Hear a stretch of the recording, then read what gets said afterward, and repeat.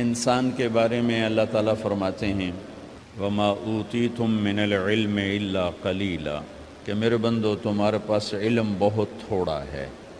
جو جس لائن میں جہاں پر بھی ہے تو یہ آیت اس کے اوپر آتی ہے، تھوڑا علم ہے۔ یقیناً تھوڑے علم کے ساتھ صحیح فیصلے نہیں کیے جا سکتے، تو اس لیے اللہ نے اپنے علم کامل سے ہمیں زندگی گزارنے کا ایک قانون دیا اور اس پر اتنا بڑا چیلنج کیا، لا ریب فیہ، الف لام میم ذالک الکتاب لا ریب فیہ۔ دنیا کا بڑے سے بڑا مصنف اپنی کتاب لکھتے ہوئے یہ دعویٰ نہیں کر سکتا کہ آگے جو کچھ کہا جا رہا ہے یہ شک و شبہ سے بالا تر ہے، کوئی نہیں دعویٰ کر سکتا۔ پوری کائنات صرف اللہ کو یہ حق حاصل ہے کہ وہ یہ کہے لا ریب فیہ، یہ شک و شبہ سے بالا تر کتاب ہے، قانون ہے۔ اسلام کا ایک حصہ عبادات، دوسرا حصہ معاشرت، اسلامی معاشرت اس نے ہمارے اندر جگہ نہیں بنائی۔ جو پٹھانوں کی معاشرت ہے وہ اسی پہ چلتے ہیں، جو پنجابیوں کی معاشرت ہے وہ اس پہ چلتے ہیں، جو سندھیوں کی ہے وہ اس پہ چلتے ہیں، جو بلوچوں کی ہے وہ اس پر چلتے ہیں۔ اسلام ہماری معاشرت بدل دیتا تو پوری دنیا کے انسانوں کے لیے اسلام میں آنا بہت آسان ہو جاتا، کیونکہ عبادات سے متاثر کوئی کوئی ہوتا ہے، اور معاشرت ایسی چیز ہے جو اس طرح کھینچتی ہے جیسے شہد مکھی کو کھینچتا ہے، اور جیسے روٹی بھوکے کو کھینچتی ہے، اور جیسے پانی پیاسے کو کھینچتا ہے۔ اسلامی معاشرت ایسی خوبصورت زندگی ہے کہ جو لوگوں کو کھینچتی ہے۔ شادی بھی معاشرت کا حصہ ہے۔ میرے نبی نے خود 11 شادیاں کی، 13 کی، 2 شادیاں نکاح ہوا اور طلاق دے دی، گھر نہیں بسایا، 11 گھر بسائے، 2 کا آپ کی زندگی میں انتقال ہو گیا، حضرت زینب بنت خزیمہ اور حضرت خدیجہ بنت خویلد رضی اللہ تعالی عنہما۔ 4 بیٹیوں کی شادی کی، 11 شادیاں خود کی، شوہر بن کے دکھایا، باپ بن کے دکھایا، سسر بن کے دکھایا کہ ہماری معاشرت جہاں ہمارا جوائنٹ فیملی سسٹم ہے، اگر ہم لوگ شریعت کو جانتے تو یہ بڑا خوبصورت نظام تھا، لیکن چونکہ ہم شریعت نہیں جانتے تو جوائنٹ فیملی سسٹم سے بہت بڑا ظلم وجود میں آ رہا ہے۔ یہ وہ ظلم ہے جو عدالتوں میں ڈسکس نہیں ہو رہا، جو پنچایتوں میں ڈسکس نہیں ہو رہا، یہ وہ ظلم ہے جو گھروں میں ہو رہا ہے، کیونکہ اپنی وہ حدود باؤنڈری لائن نہیں جانتے کہ میری باؤنڈری کہاں سے شروع ہوتی ہے اور کہاں جا کر ختم ہوتی ہے۔ ایک گھر کیسے چلنا چاہیے اس پر سینکڑوں آیات آئی ہیں۔ اتنی آیات نماز کے لیے نہیں آئیں جتنی ایک گھر کیسے چلنا چاہیے، جتنی اس کے لیے آیات آئیں۔ سورۃ النساء ساری گھر کی زندگی بتاتی، سورۃ المائدہ گھر کی زندگی بتا رہی، سورہ تحریم گھر کی زندگی بتا رہی، سورہ طلاق گھر کی زندگی بتا رہی، سورہ بقرہ میں گھر کی زندگی کی سینکڑوں آیات ہیں کہ ایک گھر کیسے چلنا چاہیے۔ چونکہ یہ نہ مولوی جانتا ہے، نہ جج جانتا ہے، نہ یہ اے سی بچہ جانتا ہے، نہ ڈاکٹر جانتا ہے، نہ دیہاتی جانتا ہے، نہ شہری جانتا ہے کہ گھر کیسے چلتا ہے۔ چونکہ یہ چیپٹر میں آپ کو کیا گلا دوں، ہمارے مدرسوں میں بھی نہیں پڑھایا جاتا۔ ہمارے مدرسے بھی زور دکھاتے ہیں جہاں کوئی اختلافی بات آ جائے، پھر انہاں دے ویکھن والے ہوندے زور کیویں لگدے ہیں۔ جہاں کوئی اخلاقی بات آ جائے تو استاد بھی ٹھنڈا ہوتا ہے، شاگرد بھی ٹھنڈے ہوتے ہیں۔ تو یہ چیپٹر تو پڑھائے نہیں جاتے، مدرسوں میں بھی نہیں پڑھائے جاتے، تو میں آپ سے کیا گلہ کروں؟ تو ہمارے مدرسے سے پڑھے ہوئے بچوں کو نہیں پتہ، ہمارے علماء کو نہیں پتہ کہ گھر کیسے چلتا ہے، کہ نبی کی وہ زندگی جو گھر میں تھی وہ کیسی تھی۔ یہ نہ پڑھی جاتی ہے نہ پڑھائی جاتی. 11 شادیاں شوق کی تھیں. 11 شادیاں شوق کی تھیں. شوق ہوتا تو 25 سال کا خوبصورت جوان 40 سال کی عورت سے شادی کرتا، جن کے 2 شادیاں پہلے ہو چکی ہیں اور ہر شادی سے اولاد موجود ہے، اور آپ ایسے حسین ہیں کہ حضرت عائشہ فرماتی ہیں کہ یوسف علیہ السلام کو دیکھ کر عورتوں نے ہاتھ کاٹے تھے، میرے محبوب کو دیکھتی تو سینے چیر کے بیٹھ جاتی. اور ام معبد ایک بدو عورت نے آپ کا حلیہ بیان کیا تھا، رأیت رجلا ظاہر الوضاء ابلج الوجہ، میں نے ایک جوان دیکھا یوں لگا جیسے چاند زمین پہ اتر آیا. کیا کہنے، لم تعبہ خجلا لم تزری بہ سعلا، نہ پیٹ آگے نکلا ہوا نہ سر کے بال اڑے ہوئے، حسین دیکھتے ہی نظروں میں جچ جانے والا، وسیم جتنا دیکھوں اتنا دیکھنے کا شوق بڑھتا چلا جائے، قسیم جدھر سے دیکھوں حسن ہی حسن نظر آئے. ان تکلم علیہ البہا، بولے تو نور چھا جائے، ان سکت علیہ الوقار، چپ ہوں تو وقار چھا جائے. ادعج موٹی آنکھ، اکحل سرمگی، اشکل لمبی، احور سیاہ، اہدب پلکیں دراز، فی عینیہ دعج، آنکھوں میں ایک کشش، فی صوتہ سحل، آواز میں جادو، فی عنقہ سطع، گردن سراہی دار، فی لحیتہ کفافہ، داڑھی بڑی خوبصورت، سہل الخدین، گال بڑے خوبصورت، نہ پچکے نہ ابھرے، ولیع الفم، ہونٹ جیسے گلاب کی پنکھڑی، براق الثنایا، دانت ایسے تھے مسکراتے تھے تو دانتوں سے نور نکلتا دکھائی دیتا تھا.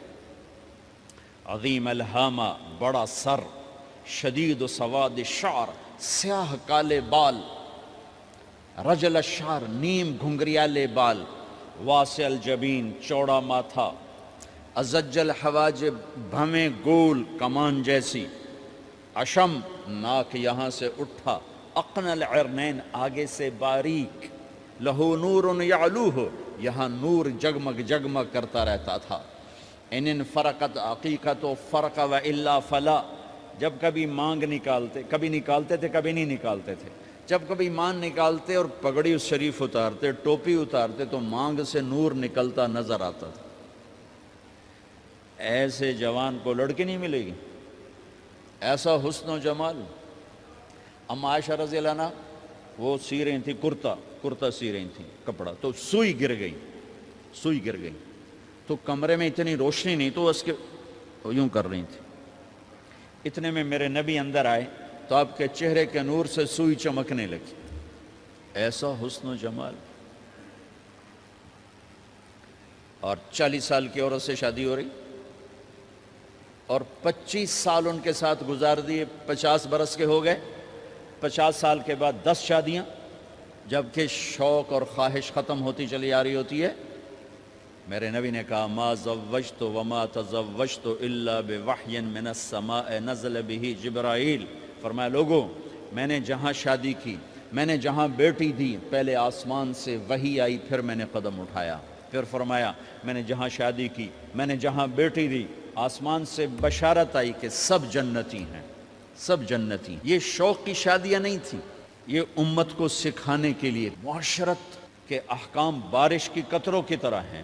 نماز، روزہ، حج، زکوٰۃ کے احکام مختصر، 5 وقت نماز پھر چھٹی، سال میں 1 دفعہ زکوٰۃ پھر چھٹی، زندگی میں 1 دفعہ حج پھر چھٹی. لیکن 24 گھنٹے میرے ساتھ کوئی لگا ہوا ہے، میں کسی کے ساتھ لگا ہوا ہے. میرا کبھی روپ باپ کا ہے، کبھی خامد کا ہے، کبھی بھائی کا ہے، کبھی بیٹے کا ہے، کبھی سسر کا ہے، کبھی چاچے کا ہے، کبھی مخالف کا ہے، کبھی مسجد میں ہے، کبھی دکان پر ہے، کبھی جج کی کرسی ہے، کبھی اے سی کی کرسی ہے، کبھی قائد ہے، کبھی ماتحت ہے، کبھی افسر ہے، کبھی چپڑاسی ہے. میرے تو لاکھوں روپ ہیں. ہر روپ میں میرا اللہ کیا چاہتا ہے؟ بارش کے قطروں کی طرح احکام ہیں ہماری طرف۔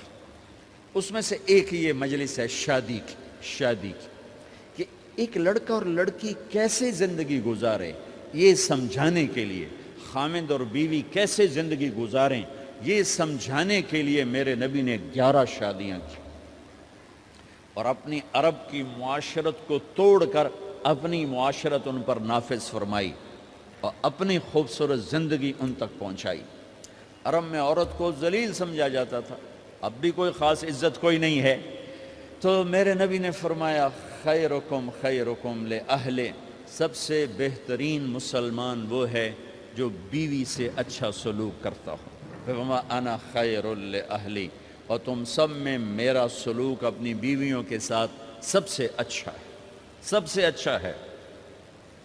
آپ مجلس میں تشریف فرما ہیں، تنہا نہیں بیٹھے ہوئے، لوگ بیٹھے ہوئے ہیں۔ ایک صحابی پوچھتے ہیں یا رسول اللہ آپ کو سب سے زیادہ کس سے محبت، آپ کو سب سے زیادہ کس سے محبت؟ سبحان اللہ، کیا زندگی سمجھائی ہے میرے نبی نے۔ بھائیو کچھ سیرت پڑھا کرو اللہ کے واسطے، صرف اخبار دے مگر ہی نہ لگے رہا کرو، میرے نبی کی زندگی کچھ پڑھا کرو، صحابہ کی زندگی پڑھا کرو، صحابیات کی زندگی پڑھا کرو۔ میرے نبی سے مسجد میں الگ نہیں، اکیلے نہیں، مسجد میں لوگوں کے سامنے ایک شخص پوچھتے ہیں یا رسول اللہ آپ کو سب سے زیادہ کس سے محبت ہے؟ آپ نے کہا عائشہ سے۔ ہمارے ماحول میں کوئی یہ کہہ سکتا ہے مجھے اپنی بیوی سے سب سے زیادہ پیار ہے؟ اس سے ویلے انہاں فتویٰ لا بے ران مرید آ گیا نہیں آئے ویکھو بھائی زان مرید آ گیا جے۔ جس سے سب سے زیادہ محبت کرنی تھی اسی کو سب سے زیادہ ذلیل کرتے ہیں۔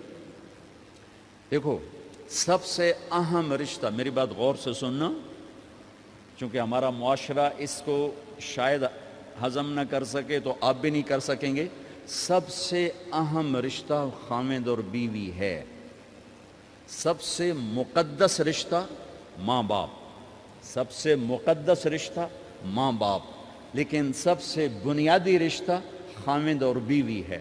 اللہ نے پہلا رشتہ جو دھرتی پہ قائم کیا وہ ایز اے ماں باپ نہیں، ایز اے خامد اور بیوی۔ آدم کو خامد بنایا، حوا کو بیوی بنایا، پھر انہی کو ماں باپ بنایا، انہی کو دادا دادی بنایا، انہی کو نانا نانی بنایا، انہی کو ساس اور سسر بنایا۔ سارے رشتے خامد اور بیوی سے جنم لیتے ہیں، آگے یہی دو رشتے روپ بدلتے ہیں۔ خامد اور بیوی کا رشتہ سب سے بنیادی ہے، سب سے اہم ہے، سب سے بڑا ہے، اور سب سے پہلا ہے اور سب سے آخری ہے۔ پہلا رشتہ بھی خامد اور بیوی کا قائم ہوا، اور دنیا میں بھی آخری رشتہ خامد بیوی رہ جاتا ہے۔ پتران دی شادی ہو گئی، دیاں دی بھی شادی ہو گئی، بڈھا بڈھی کلے بیٹھے۔ ہمارے دیس کی کہانی کیا، میرے گھر کی کہانی۔ میں تبلیغ میں، میرا چھوٹا بھائی لاہور میں، بہنیں اپنے گھر، ماں پیو کلے بیٹھے ہوئے، ہمارے پاس آنے کے لیے تیار نہیں، اپنی جگہ چھوڑنے کے لیے تیار نہیں۔ پھر باپ فوت ہو گئے تو ہم نے منتیں کر لیں اپنی ماں کی کہ میں فیصل آباد میں رہتا ہوں، میرا بھائی لاہور میں ہوتا ہے، کہ ساڑھے کو لا جاؤ نہ پتر، میں توڑے پیو دی جا نہیں چھڑنی۔ نہیں آئے ہمارے پاس، تنہا زندگی گزار دی۔ ہم تو آئے مہمانوں کی طرح آئے اور چلے گئے، تنہا زندگی گزار دی۔ تو پہلا رشتہ خامد اور بیوی، آدم اور حوا۔ پھر دنیا میں بھی اگر زندگی ہے، پہلے مر جاؤں تو الگ بات ہے، اگر زندگی ہے تو پھر آخری رشتہ خامد اور بیوی، اور جنت میں جا کے ہمیشہ کا رشتہ خامد اور بیوی۔ ہر آدمی اپنی بیوی کے ساتھ اور ہر عورت اپنے خامد کے ساتھ جنت میں جوڑا جوڑا ہوں گے، بچے اپنی جنت میں، ماں باپ اپنی جنت میں، ساس سسر اپنی جنت میں، بھائی بہن اپنی جنت میں۔ جنت میں بھی خامد اور بیوی کا اللہ نے ساتھ بنایا ہے۔ یہ رشتہ سب سے اہم رشتہ ہے۔ اس رشتے کو باقی رکھنے کے لیے اللہ تعالیٰ نے سینکڑوں آیات اتاری، اور اس میں دخل اندازی کے لیے کوئی راستہ نہیں چھوڑا، اولاد کو بھی نہیں چھوڑا کہ خامد اور بیوی کے رشتے کو۔ بعض بیویاں ایسی نادان ہوتی ہیں کہ اولاد کی محبت میں خامد کو ڈیگریڈ کرتی ہیں، بعض خامد ایسے نادان ہوتے ہیں اپنے ماں باپ کے احترام میں بیوی کو ذلیل کرتے ہیں، اپنے بہن بھائیوں کی سن سن کر اپنی بیوی کو مارتے پیٹتے ذلیل کرتے ہیں، یہ ہر گھر کی کہانی ہے۔ ان دونوں سے میرے اللہ نے روکا ہے۔ خاوند اپنی بیوی کو سب سے زیادہ عزت دے، بیوی اپنے خاوند کو سب سے زیادہ عزت دے۔ حقوق میں سب سے بڑا حق اب خاوند اور بیوی کا ایک دوسرے کے ساتھ جوڑا گیا ہے کہ ان سے نسل چلنی ہے، ان سے نسل چلنی ہے۔ آپ حیران ہوں گے، بیوی کے ذمہ خاوند کی روٹی پکانا شریعت نے نہیں لگایا، تو خاوند کے ماں پیو کی روٹی کیسے ذمہ ہوگی؟ خاوند کے بہن بھائیوں کی روٹی کیسے ذمہ ہوگی؟ کتنی بہنوں نے گھر اجاڑ دیے بھائیوں کے، کتنے ساس سسر نے اپنے بیٹے کے گھر اجاڑ دیے۔ یہ چاروں طرف پھیلی ہوئی کہانیاں بتا رہا ہوں، کوئی خواب نہیں سنا رہا ہوں، کوئی باہر کی زندگی نہیں بتا رہا ہوں، کہ جوائنٹ فیملی سسٹم بہت اچھا ہے اگر شریعت کا پتہ ہو، اور بہت برا ہے اگر شریعت کا پتہ نہ ہو۔ چڑا چڑی بھی اکٹھے ہوتے ہیں تو گھونسلہ الگ بناتے ہیں کہ ساس سورا کے دائیں سرتے نہ آ پاوے۔ ہمارے دوست ہیں مار ظفر حراج، میں تو ان کی بات سن کے حیران ہو گیا، مطلب کوئی دین کا پتہ کوئی نہیں، شریعت کا پتہ کوئی نہیں، بہت شریف آدمی، ہمارے قریب پڑوسی ذمہ دار ہیں۔ تو ان کے بیٹے کا نکاح پڑھانے میں، کہ جیسے ابھی عزیز کا نکاح پڑھانا، ان کے بیٹے کا نکاح تھا، تو ابھی مہمان نہیں آئے تھے، تو ہم ایسے بیٹھے تھے، تو مجھ سے کہنے لگے مولانا صاحب میری بیگم میں نے آکھیا کہ گل سن آپ ہن ہنڈ گئے ہیں، ان کر میرے پتر دا گھر وکھرا بنا، او نوے اساں کہہ دی دھی لائے تے آئی ہے تو مڑ اساں ہی ادھے سر تے بیٹھے ہوئی ہے، پہلے میرے پتر دا گھر وکھرا بنا، او دی ڈولی وکھری لایا تو مڑ میں شادی کرساں پتر دی۔ چلو وہ تو طاقت رکھتے تھے، انہوں نے الگ گھر بنایا۔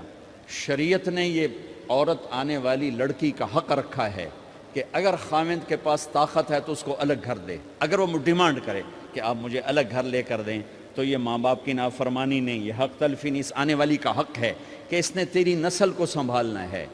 اگر یہ ساس کے بھی سنیں، سسر کے بھی سنیں، نندوں کے بھی سنیں، دیور کے بھی سنیں، پھر تیرے بھی سنیں، تو یہ تو پاگل ہے، یہ بچے کہاں سے پالے گی؟ یہ بچوں کی تربیت کب کرے گی؟ یہ تو دن کو روئے گی کہ ساسا آکھے، رات کو روئے گی سورے آکھے، اگلے دن آکھے گی میں نے تو تیری بہن آکھے ہے، تو اس کو تو بچے پالنے کا وقت نہیں۔ ہماری نسل کیوں برباد ہو گئی؟ کہ ماؤں نے اپنی ڈیوٹی چھوڑ دی ہے۔ 3 سال کا بچہ سکول میں ڈالنے لے، بلا سکول والوں نے کیڑی فکر ہے، انہوں نے پیسے لے کے انہوں کھڈاونا۔ میرے نبی نے کہا 7 سال تک تو نماز بھی نہ کہو، گلے سے لگا کے رکھو، 7 سال تک نماز بھی نہ کہو، بس اس کو قریب کرو قریب کرو قریب کرو، 10 سال میں جا کے نماز کہو۔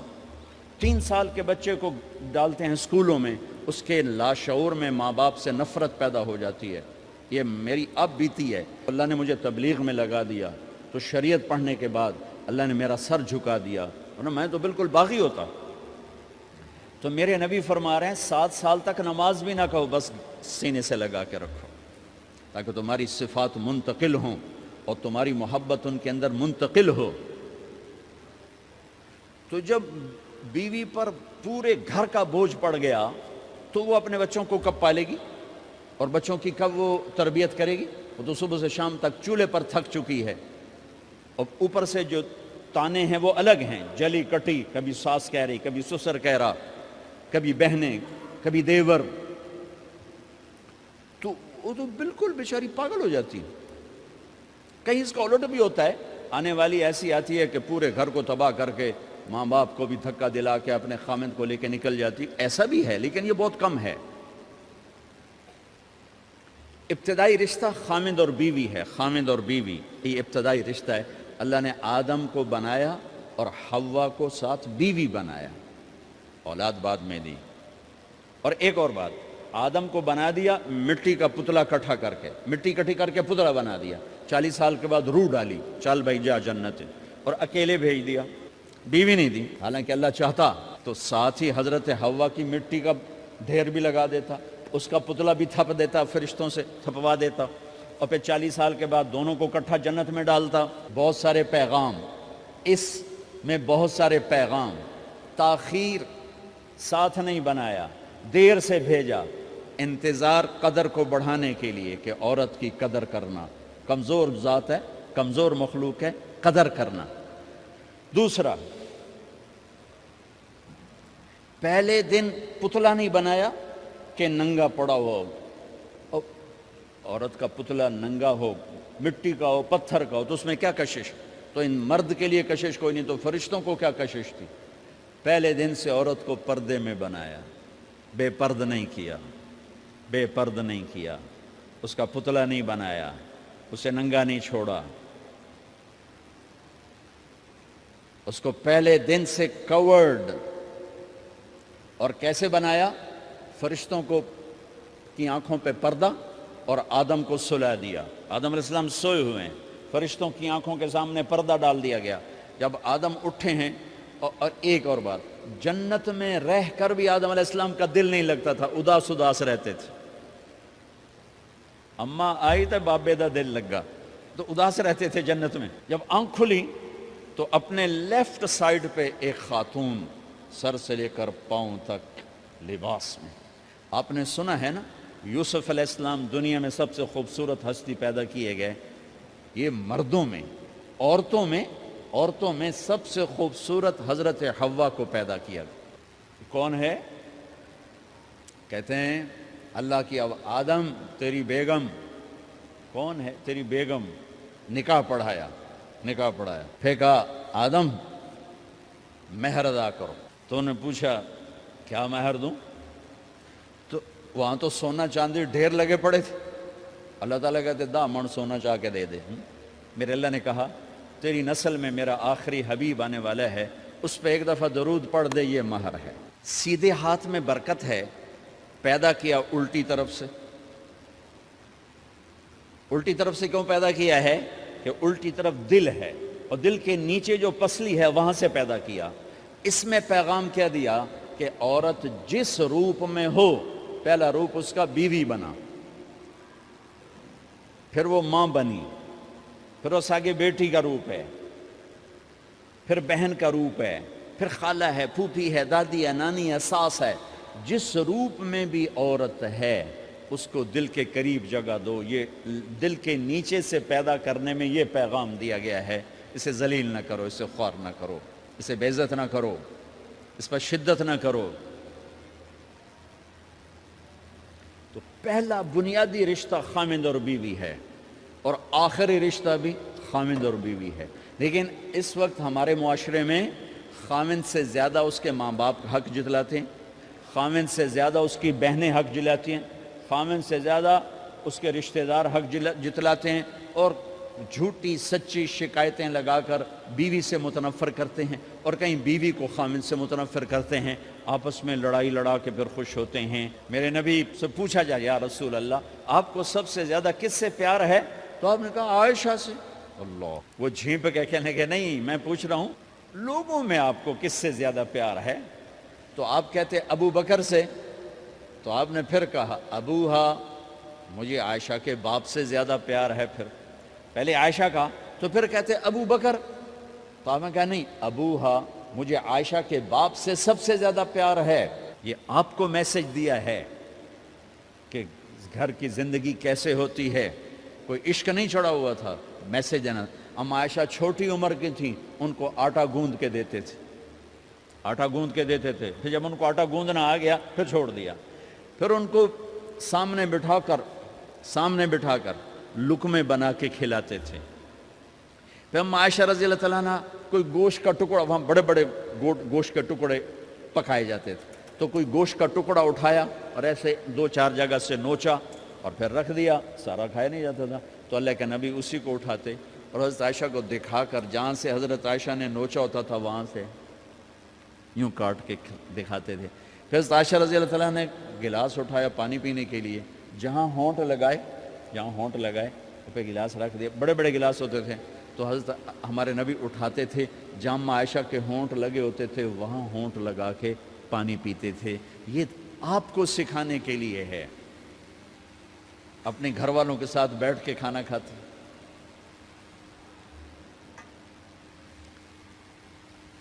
یہ میرے نبی کی معاشرت ہے، یہ میرے نبی کی زندگی. گھر میں جھاڑو دیتے، اپنے کپڑے خود دھوتے. کوئی چیزیں بکھری پڑی ہوتی تو بیوی کو نہیں ڈانٹتے، خود اٹھ کے سیٹ کر کے رکھ دیتے. گھر والوں کے ساتھ مل کر برتن دھوتے، صفائی کرتے، گھر والوں کے ساتھ مل کر. یہ میرے نبی کی ایک خوبصورت زندگی ہے. بھائیوں بہنوں، ہم بھلا چکے ہیں. بیوی کے لیے خامند کو سب سے بڑا حقدار. بعض لڑکیاں ایسی نادانی کرتی ہیں کہ شادی کے بعد بھی اپنے ماں باپ کی آنکھ کو دیکھ کے چلتی ہیں. شادی کے بعد سب سے بڑا حق خامند کا ہے. شادی کے بعد سب سے بڑا حق خامند کا ہے. ماں باپ پیچھے چلے جاتے ہیں, بہن بھائی پیچھے چلے جاتے ہیں. لیکن یہ نادانیاں بھی دیکھنے کو ملتی ہیں کہ شادی کے بعد بھی ماں باپ اپنی بچی کو اپنے قابو میں رکھنے کی ترتیبیں سوچتے ہیں تو وہ بھی اپنی بچی کا گھر برباد کر دیتے ہیں. میرے نبی سے پوچھا گیا یا رسول اللہ عورت پر سب سے زیادہ کس کا حق ہے؟ تو آپ نے فرمایا اس کے خامند. ایک خاتون ہے, یا رسول اللہ میری شادی ہو رہی ہے تو میرے اوپر میرے خامند کا کیا حق ہے؟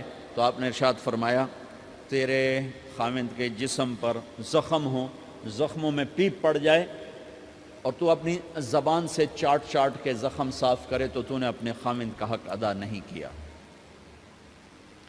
خامند کو سمجھایا کہ سب سے بہترین مسلمان وہ ہے جو بیوی سے اچھا سلوک کرتا ہے, اور میرا سب سے اچھا سلوک ہے اپنی بیویوں کے ساتھ. یعنی قاب قوسین او ادنا آپ کا مقام ہے, اللہ پاک کا دیدار اپنی آنکھوں سے کیا ہوا ہے, اور آپ ہمیں معاشرت سکھا رہے ہیں کہ ایک جہاد کے سفر سے واپس آ رہے ہیں, اما عائشہ ساتھ ہیں, تو آپ نے صحابہ سے کہا بھئی آگے چلے جاؤ. وہ سارے آگے چلے گئے. جب سارے نظروں سے غائب ہو گئے تو آپ نے کہا عائشہ دوڑ لگاؤ گی میرے ساتھ؟ عائشہ نے نہیں کہا, میرے نبی نے کہا دوڑ لگاؤ گی. آج کل کا کوئی علامہ بھی یہ نہیں کرے گا. عائشہ دوڑ لگاؤ گی میرے ساتھ؟ کہا جی لگاؤں گی. تو دوڑ لگائی. تو عائشہ فرماتی ہے میں آگے نکل گئی, اللہ کے نبی پیچھے رہ گئے. چاہے آپ جان بوجھ کے آستہ ہوئے ہوں ان کی دل جوئی کے لیے. کچھ سال گزر گئے, پھر جہاد کے سفر سے واپسی ہو رہی ہے تو آپ نے صحابہ سے کہا بھائی آگے چلے جاؤ. تو سارے آگے چلے گئے, غائب ہو گئے. عائشہ دوڑ لگائیں؟ کہا جی لگائیں. تو فرمایا کہ ان دنوں میں ذرا موٹی ہو گئی تھی, جب دوڑ لگائی تو اللہ کے نبی آگے نکل گئے. تو پھر آپ نے کہا عائشہ ہذہ بتلک, عائشہ اب تیرا میرا حساب برابر ہو گیا. اس دفعہ تو آگے نکل گئی, آج میں آگے نکل گیا. یہ میرے نبی کی معاشرت ہے کہ بھری محفل میں کہہ رہے ہیں مجھے عائشہ سے سب سے زیادہ پیار ہے. اور عرب میں عیب تھا, جیسے ہمارے ہاں بھی عیب ہے کہ کوئی بھری محفل میں کہ مجھے بیوی سے سب سے زیادہ پیار. کہ تیری ماں کتنے گئی؟ بھائی ماں کا اور خانہ ہے, بیوی کا اور خانہ ہے. ماں کی اور جگہ ہے, بیوی کی اور جگہ ہے. تو میں آپ سب سے کہتا ہوں ماں باپ کی وجہ سے بیویوں پہ زیادتی نہ کرو, بیوی کی وجہ سے ماں باپ پہ زیادتی نہ کرو. بڑے ہو تو بڑے بنو. ہمارے نبی تو آپ سسر بھی ہیں نا, آپ نے 4 بیٹیوں کی شادیاں کی, 2 تو ایک ہی کو دے دی عثمان کو, رقیہ اور ام کلثوم رضی اللہ تعالیٰ عنہما, حضرت عثمان کے نکاح میں. ابو العاص رضی اللہ تعالیٰ عنہ کو زینب, اور سب سے پیاری محبوب بیٹی حضرت علی رضی اللہ تعالیٰ عنہ. باقی 3 نکاح بڑے سادہ کیے. حضرت فاطمہ کا نکاح بڑے دھوم دھام سے کیا. ان کا رشتہ لے کر صدیق آئے, یا رسول اللہ میں خواہش مند ہوں, آپ چپ رہے. پھر حضرت عمر بعد میں گئے, یا رسول اللہ میں خواہش مند ہوں, آپ چپ رہے. تو عبد الرحمن بن عوف رضی اللہ تعالیٰ نے حضرت علی سے کہا علی تو جا, تجھے دے دیں گے. وہ کہنے کہ میں تو بہت غریب ہوں, مجھے کہاں دیں گے. حضرت علی کا ذاتی گھر بھی نہیں تھا, کسی سے ایک کوٹھا مانگ کے اس میں رہ رہے تھے مدینہ میں. کہا نہیں تو جا جا. تو یہ مسجد میں پہنچے, اللہ کے نبی کو دیکھا تو ایسا روب طاری ہوا کہ بولے ہی کچھ نہیں. اللہ کے نبی کو تو پتہ ہے کہ کیا ہے اور کس لیے ہے. تو آپ نے کہا علی کیسے آئے؟ چپ. کہا لگتا ہے فاطمہ کے رشتے کے لیے آئے ہو؟ کہا جی ہاں. تو آپ نے کہا انشاءاللہ, اتنا کہا انشاءاللہ, اور چپ ہو گئے. تو حضرت علی چپ کر کے اٹھ کے باہر آ گئے. صحابہ باہر کھڑے ہوئے تھے. تو کہنے لگے یار دیکھا نا, میں تمہیں پہلے ہی کہتا تھا مجھے نہ بھیجو, انکار ہو گیا, بولے ہی کچھ نہیں. تو حضرت عبد الرحمن بن عوف کہنے لگے جنہوں نے بھیجا تھا وہ کچھ تو کہا ہوگا, کہ بس انشاءاللہ کہا. کہا تو اللہ کے بندے ہاں ہو گئی, نبی کی انشاءاللہ ہاں ہوتی ہے, یہ ہاں کیوں نہیں کی؟ سبحان اللہ, اللہ اکبر, یہ ہاں کیوں نہیں کی؟ گھر گئے, فاطمہ علی کا رشتہ آیا ہے کر دوں, اس لیے ہاں نہیں کی. ہم تو بیٹیوں سے پوچھتے ہی نہیں، عیب سمجھتے ہیں بیٹیوں سے پوچھنا.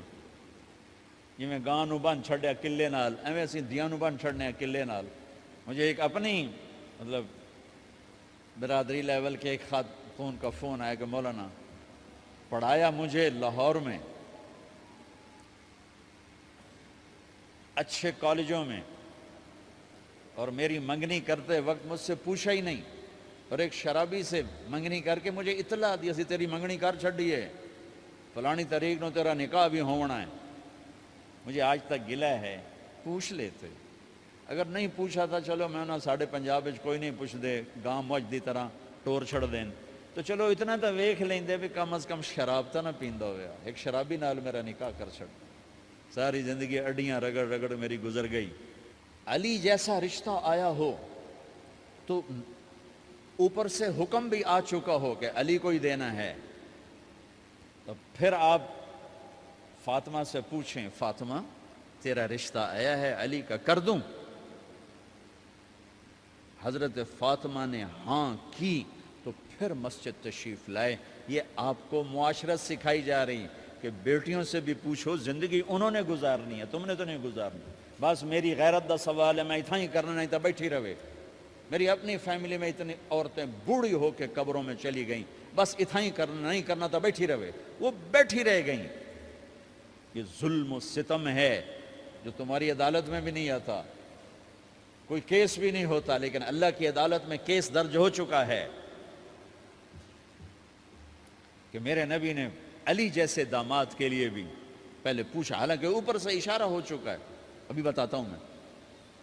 فاطمہ بیٹی علی کا رشتہ ہے، کر دوں؟ انہوں نے کہا کر دیں. پھر کہا بلاؤ. پھر علی آئے، کہا علی جمع کرو لوگوں کو. مسجد ساری بھر گئی تو آپ ممبر پر تشریف فرما ہوئے. حضرت علی کو ایسے سامنے بٹھایا، کہا لوگوں مجھے جبریل اللہ کی طرف سے پیغام دینے آئے ہیں کہ میں اپنی بیٹی فاطمہ کا نکاح علی کے ساتھ کر دوں. آسمان سے وحی بھی آئی ہو اور پھر بھی پوچھا جائے، یہ میرے نبی کی معاشرت ہے. ہم تو پوچھنا عیب سمجھتے اور اسے ذلت سمجھتے ہیں.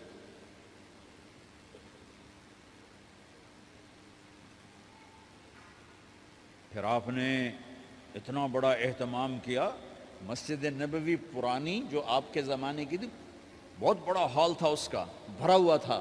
آپ نے سب کو شہد کا شربت پلایا، خود نکاح پڑھایا، نکاح کا خطبہ پڑھ کیا. پھر کہا علی میں نے فاطمہ بنت محمد کو 400 درم مہر کے عوض تمہارے نکاح میں دیا، تو نے قبول کیا؟ انہوں نے کہا جی میں نے قبول کیا، اور سجدے میں چلے گئے اور زور سے دعا مانگی، رب اوزعنی ان اشکر نعمتک التی انعمت علی وعلی والدی وان اعمل صالحا ترضاہ واصلح لی فی ذریتی انی تبت الیک واننی من المسلمین. میرے نبی نے کہا آمین، زور سے کہا آمین. نکاح ہو گیا. رخصتی ہوئی 6 مہینے بعد، 1 مہینے بعد، 1 سال بعد. 3 روایات ہیں، فوراً 4 روایات، لیکن زیادہ صحیح ہے دیر کے بعد، فوراً نہیں ہوئی، کچھ عرصے کے بعد رخصتی ہوئی. حضرت عقیل آپ کے بھائی وہ کہنے لگے علی اب رخصتی ہو جانی چاہیے. تو یہ دونوں مل کر آئے سلمان فارسی کے پاس کہ سلمان بھائی ہماری رخصتی کروا دو. سلمان فارسی کا بڑا احترام تھا. انہوں نے جا کر بات کی ام سلمہ رضی اللہ تعالیٰ عنہ سے. ام سلمہ نے بات کی اللہ کے نبی سے، کہا ہاں آ جائے لے جائے، آ جائے لے جائے. تو علی رضی اللہ تعالیٰ عنہ اپنی اونٹنی لے کر آئے. تو حضرت علی کا گھر وہ کرائے پر گھر تھا ایک کونے پر، تو وہاں اسماء بنت امیس اور ام ایمن گئیں اور اس کے فرش کو لیول کیا، فرش میں سرخ مٹی ڈال کے اس کو لیول کیا اور دیواروں کی پوچا پاچی کی اور وہاں کھوٹیاں لگائیں کپڑے ٹانگنے کے لیے. آپ نے حضرت عائشہ، حضرت ام حبیبہ، حضرت ام سلمہ سے فرمایا تمہیں پتہ ہے نا مجھے فاطمہ سے کتنا پیار ہے، اسے دلہن بناؤ. دلہن بنانا بھی سنت ہے، دلہن بناؤ، اسے دلہن بناؤ. تو آپ کو دلہن بنایا گیا. پھر علی رضی اللہ تعالیٰ عنہ تشریف لائے سلمان فارسی اور عقیل کے ساتھ. اونٹنی کو دروازے پر بٹھایا تو آپ نے علی کا ہاتھ پکڑا، اندر تشریف لے گئے اور فاطمہ کا ہاتھ پکڑ کے علی کے ہاتھ میں دیا اور کہا بیٹی مجھے اپنے خاندان میں جو سب سے زیادہ محبوب تھا میں نے تیرا ہاتھ اس کے ہاتھ میں دیا ہے۔ پھر کہا علی تجھے نبی کی بیٹی مبارک، نبی کی بیٹی مبارک۔ پھر آپ نے اسے پیالے میں پانی منگوایا اور اس میں آخری 2 سورتیں پڑھ کے دم بھی کیا، تھوک بھی ڈالا، پھر اس میں سے انگلیاں ڈال کے ان کے سینے پر چھڑکا کہ دونوں پی لو، دونوں کو پلایا۔ پھر باہر تک چھوڑنے آئے، حضرت علی نے آپ کو اونٹنی پہ بٹھایا، آپ نے 2 عورتوں کو ساتھ بھیجا، ام ایمن اور اسماء بنت عمیس۔ یہ چھوٹی سی بارات جا کر علی کے گھر اتری اور آپ نے حضرت علی سے فرمایا کہ میں عشاء پڑھ کے آؤں گا، میرا انتظار کرنا ہے۔ تو عشاء کی نماز کے بعد آپ تشریف لے گئے، آپ نے دوبارہ پیالے میں پانی منگوایا اور اس پر آخری 2 سورتیں پڑھ کے دم کیا، پھر ان کے سینے پر چھڑکا، یہاں بازوؤں پر چھڑکا اور کمر پر چھڑکا اور دعا دی اللہم اسد جدہما وجمع شملہما وبارک علیہما واخرج منہما ذریۃ صالحہ۔ یہ دعا دی آپ نے اس وقت کہ میرے مالک ان کے جمع ہونے میں برکت عطا فرما اور ان کو سعادتیں عطا فرما اور ان کو نیک اولاد عطا فرما۔ یوں میرے نبی نے اپنی بیٹی کو رخصت فرمایا۔ اگلے دن آپ نے حضرت علی کو بلا کے فرمایا علی ولیمہ بھی کرنا ہے۔ کہنے لگے یا رسول اللہ میرے پاس تو کچھ نہیں۔ تو آپ نے کہا تو سعد بن ابی وقاص کہنے لگے یا رسول اللہ میرے پاس ایک چھترا کھڑا ہے، چھترا لاؤ۔ ذبح کیا گیا، آپ نے اس میں چھوارے ڈلوائے، قورمہ بنوایا، قورمہ، اور اپنی طرف سے حضرت علی کو پیسے دیے کہ جاؤ چھوارے، گھی، شہد خرید کے لاؤ۔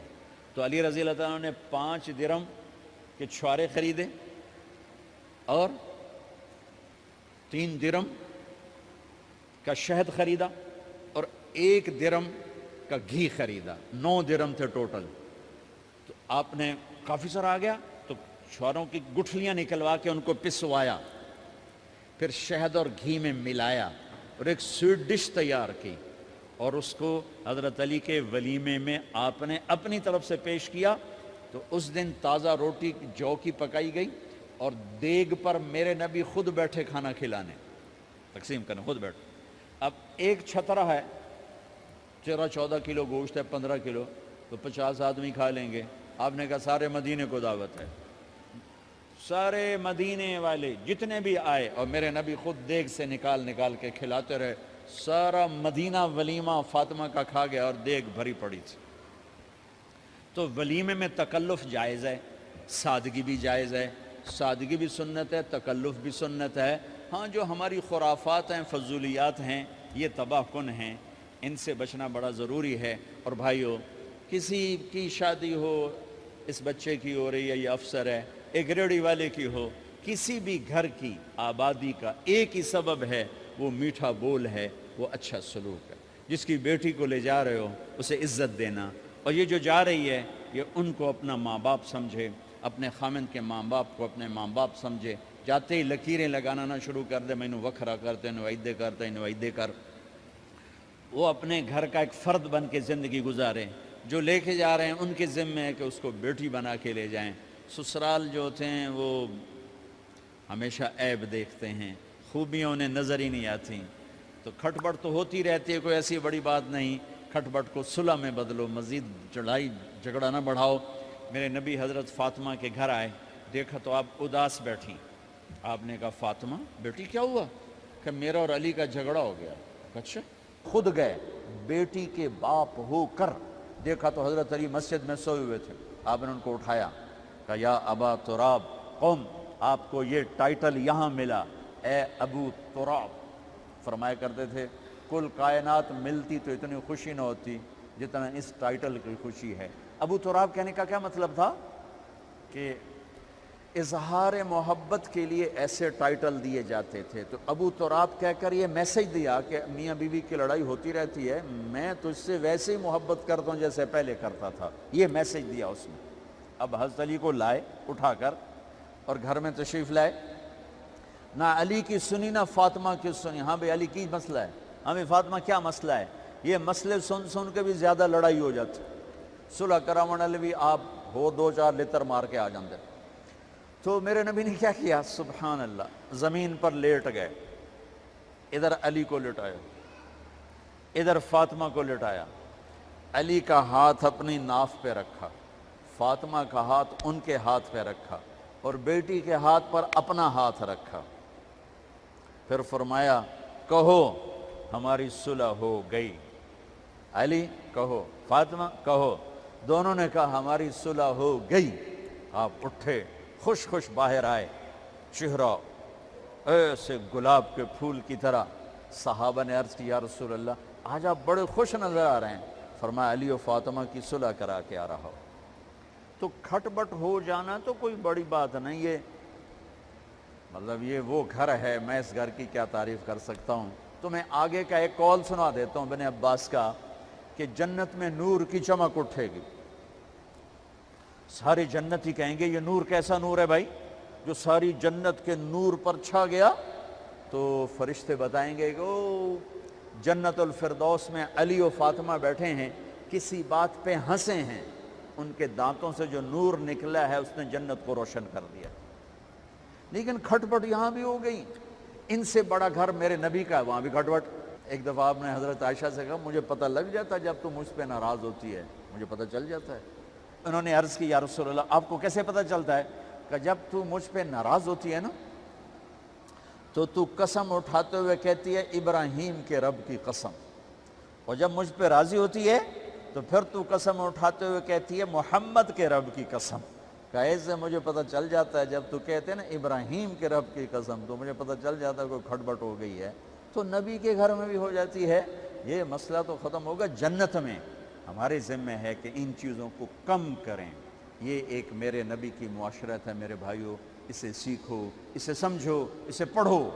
تو بھائیوں میرا نبی ایک زندگی دے کر گیا ہے، یہ چونکہ شادی کا موقع ہے اس کو میں نے تفصیل سے بیان کیا ہے، اس کی تفصیل بیان ہی نہیں کی جاتی۔ یہ اتنی ضروری ہے جتنی نماز ضروری ہے۔ نماز تو 5 وقت پڑھیں گے، زندگی 24 گھنٹے روپ بدل رہی ہے، ہر روپ میں میرا نبی کیا چاہتا ہے اس کو سیکھو، اس کو سمجھو، کرو گے اللہ آپ کو چمکائے گا، بنائے گا۔ اپنی کمائیوں میں حلال لاؤ، حرام سے بچو۔ جج بھی بیٹھے ہیں، وکیل بھی بیٹھے ہیں، کسی ظالم کے وکیل نہ بنو۔ وَلَا تَقُلْ لِلْخَائِنِينَ خَصِيمًا۔ آپ کو ایک آیت میں جوڈیشری، جج، مقننہ اور وکلاء کا پیغام اللہ کا سنا دیتا ہوں۔ اِنَّا أَنزَلْنَا إِلَيْكَ الْكِتَابَ بِالْحَقِّ لِتَحْكُمَ بَيْنَ النَّاسِ بِمَا أَرَاكَ اللَّهُ وَلَا تَقُلْ لِلْخَائِنِينَ خَصِيمًا۔ مقننہ، قانون ساز۔